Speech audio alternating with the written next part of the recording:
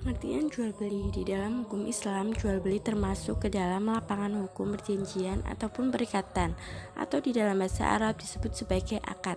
Jual beli adalah kegiatan tukar menukar antara barang dengan uang, antara benda dengan benda lain, dengan jalan saling merelakan ataupun memindahkan hak milik dengan adanya pergantian dengan cara yang diperbolehkan.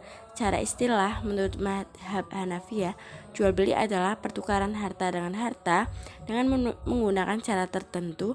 Pertukaran harta dengan harta di sini diartikan dengan harta yang memiliki manfaat secara serta terdapat kecenderungan manusia untuk menggunakannya. Cara tertentu yang dimaksud adalah dengan sihhat ataupun ijab kabul. Kemudian menurut Abu Azim bin Badawi dalam bukunya mengatakan bahwa kata buyu berarti jual beli sering dipakai dalam bentuk jamak karena jual beli itu beraneka ragam bentuknya. Sedangkan bai secara istilah ialah pemindahan hak milik dari satu orang ke orang lain dengan imbalan harga. Adapun syira atau pembelian adalah penerimaan barang yang dijual dengan menyerahkan harganya kepada si penjual. Dan seringkali masing-masing dari dua kata tersebut, bai dan syira, diartikan sebagai jual beli. Jual beli secara etimologi adalah proses tukar menukar barang dengan barang. Kata bai yang berarti jual beli adalah termasuk dalam kata yang mempunyai makna ganda yang berseberangan, yang berarti bahwa makna bai juga memiliki makna syirah. Kemudian rukun jual beli. Yang pertama, adanya pihak penjual dan pihak pembeli. Penjual merupakan pihak yang memiliki barang yang diperjualbelikan, dan pembeli ialah orang yang memiliki alat tukar berbentuk mata uang yang dipergunakan untuk jual beli. Adanya harga untuk nilai tukar dan benda ataupun objek transaksi. Uang digunakan sebagai alat tukar dengan benda yang akan dibeli dengan harga tertentu sesuai dengan kesepakatan kedua belah pihak. Kemudian yang ketiga adalah jika kedua belah pihak telah bersepakat melalui transaksi jual beli dengan harga tertentu yang telah disebutkan, maka terjadilah pelafalan ijab kabul sebagai rukun sahnya jual beli. Yang selanjutnya yaitu syarat sah jual beli. Dalam jual beli, syarat sah itu dikategorikan menjadi dua. Yang pertama yaitu kategori tentang subjeknya. Yang kedua yaitu kategori tentang objeknya. Yang pertama, yang A, kategori tentang subjeknya.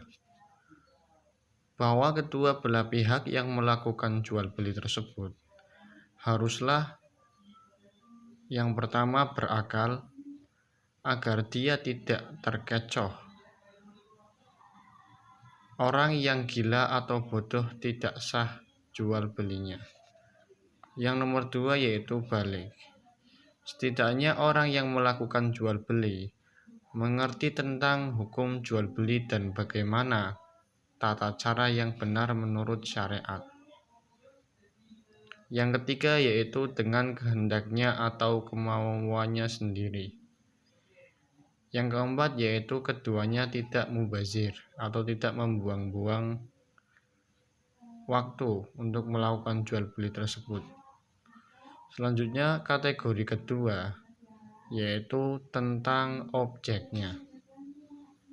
Yang pertama yaitu bersih barangnya. Dalam artian barang yang diperjualbelikan bukanlah benda yang dikualifikasikan atau dikelompokkan sebagai barang yang najis dan digolongkan sebagai benda yang diharamkan. Nomor dua yaitu dapat dimanfaatkan. Bahwa kemanfaatan barang tersebut sesuai dengan ketentuan hukum agama. Maksudnya pemanfaatan barang tersebut tidak bertentangan dengan syariat agama Islam atau norma-norma yang ada. Yang ketiga yaitu milik orang yang melakukan akad. Dalam artian bahwa orang yang melakukan perjanjian jual beli atas sesuatu barang adalah pemilik sah barang tersebut dan atau telah mendapat izin dari pemilik sah barang tersebut. Yang keempat yaitu mampu menyerahkannya, bahwa pihak penjual, baik sebagai pemilik maupun sebagai penguasa, dapat menyerahkan barang yang dijadikan sebagai objek jual beli sesuai dengan bentuk dan jumlah yang telah diperjanjikan pada waktu penyerahan barang kepada pihak pembeli. Nomor 5, mengetahui.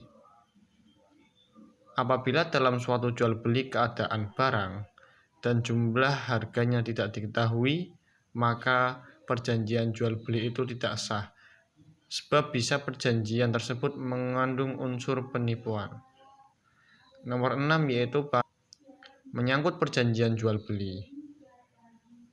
Sesuatu barang yang belum di tangan, dalam artian tidak berada dalam penguasaan penjual, adalah dilarang. Karena bisa jadi barang yang sudah rusak atau tidak dapat diserahkan sebagaimana yang telah dijanjikan pada waktu akad. Para fuqaha atau ulama fikih juga ada yang mengemukakan syariat yang berbeda berkaitan dengan pembedaan antara jual beli benda bergerak dan benda yang tidak bergerak. Apabila barang yang diperjualbelikan itu benda bergerak, maka benda itu langsung dikuasai oleh pembeli dan harga dikuasai oleh penjual. Akan tetapi barang yang tidak bergerak dapat dikuasai setelah surat menyuratnya diselesaikan menurut urf atau kebiasaan setempat. Bisa juga disebut adat, tradisi, turun-temurun. Di era modern sekarang ini, dalam hal praktek jual beli yang kerap terjadinya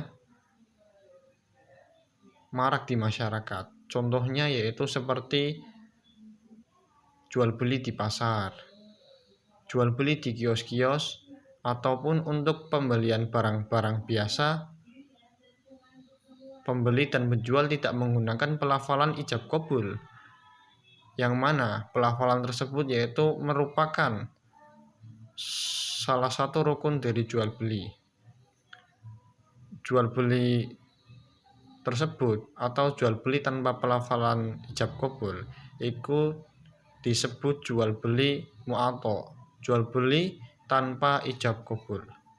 Adapun landasannya, di dalam Islam juga tidak ada suatu pembatasan untuk memiliki harta dan tidak ada larangan untuk mencari karunia Allah Subhanahu wa taala sebanyak-banyaknya, asal jelas penyalurannya dan pemanfaatannya. Sebagaimana firman Allah dalam surat Al-Imran ayat 14. Bismillahirrahmanirrahim.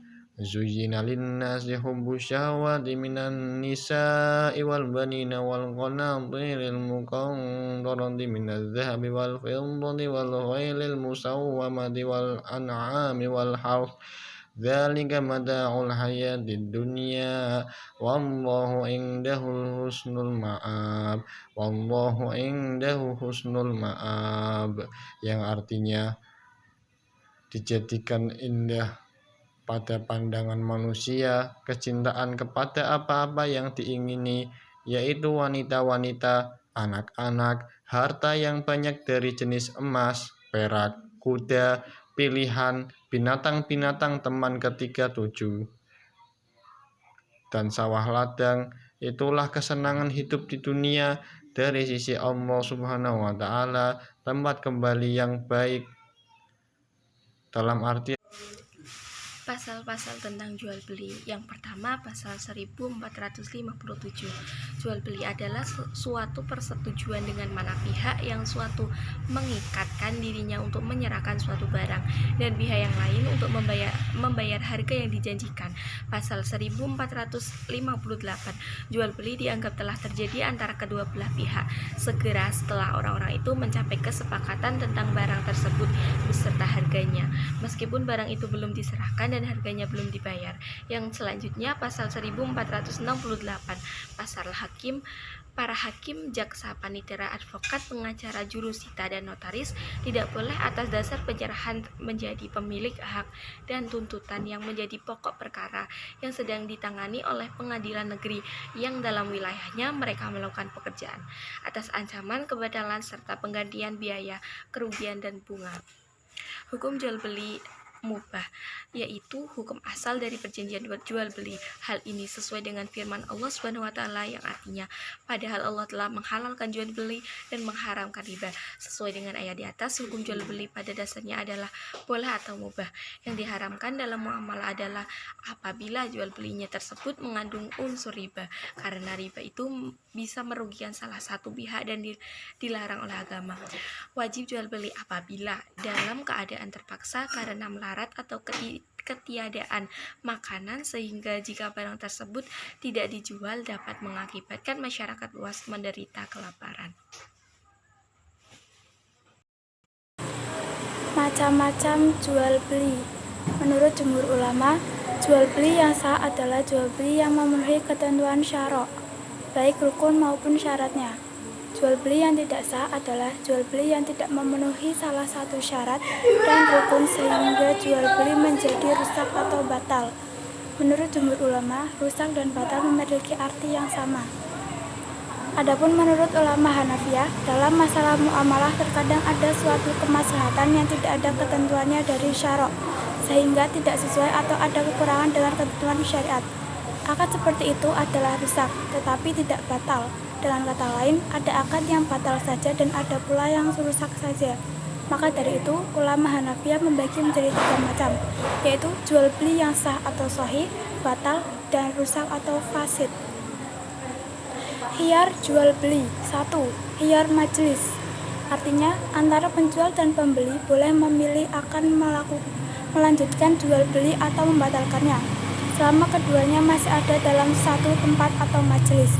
Khiyar majlis boleh dilakukan dalam berbagai jual beli. Bila keduanya telah berpisah dari tempat tersebut, maka khiyar majlis tidak berlaku lagi. 2. Khiyar syarat, yaitu penjualan yang ada di dalamnya disyarat sesuatu baik oleh penjual maupun oleh pembeli. Seperti seseorang berkata, saya jual rumah ini dengan harga 100 juta dengan syarat khiyar selama 3 hari. Khiyar aib artinya dalam jual beli ini disyaratkan kesempurnaan benda plus benda yang akan dibeli. Seperti orang yang berkata, saya membeli mobil ini dengan harga sekian. Bila mobil ini cacat, akan saya kembalikan.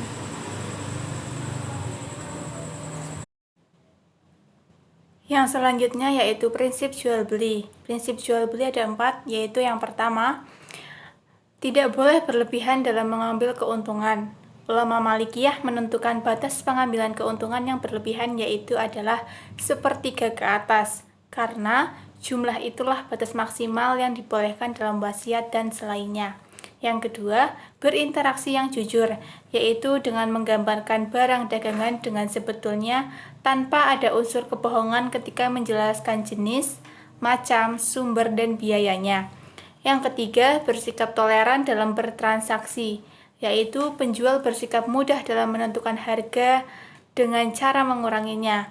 Begitu juga pembeli tidak terlalu keras dalam memberikan harga lebih. Yang keempat, menghindari sumpah meskipun pedagang itu benar. Hikmah jual beli. Yang pertama, menghindarkan manusia dari kesulitan dalam bermuamalah dengan hartanya, mencegah manusia dari perbuatan saling menguasai dan eksploitas atau memakan harta sesama dengan cara yang batil. Yang kedua, dapat memenuhi kebutuhan karena sesungguhnya manusia itu membutuhkan apa yang dimiliki oleh kelompok lain atau kawannya. Yang ketiga, dapat memperoleh harta secara halal. Yang keempat, untuk melapangkan kehidupan manusia.